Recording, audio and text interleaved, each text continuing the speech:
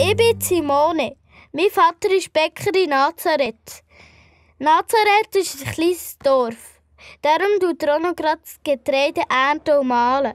Aus dem Mehl macht er dann Brot. Ui, Papi, komm schnell! Was ist? Römische Soldaten kommen vorbei. Willst du nicht die Laden auftun? Wohl klar. Die geben guten Umsatz. Aber gang rein, sie sollen dich nicht sehen. Frisches Brot, Fladenbrot, Olivenbrot, letzte Verpflegungsmöglichkeit für 3 Stunden. Salve.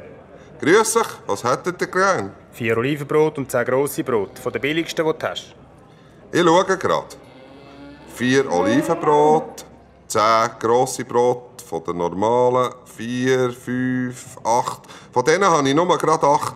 Können so noch 2 von diesen grossen Fladenbrot sein? Ist auch gut. Ist ja nur für die Gefangenen. Das macht 1 Denar. Was? Zahlst du am Kaiser überhaupt Steuern? Ich glaube, ich nehme die Brot gerade so mit. Das schuldest du sicher am Kaiser. Und da die geräucherte Wurst nebendran nehme ich auch gerade noch mit. Salve. Hey, ich habe Familie. Ich muss die alle ernähren. Bitte. Ich habe gescheiter gar nicht aufgemacht. Die Römer sind Halsabschneider.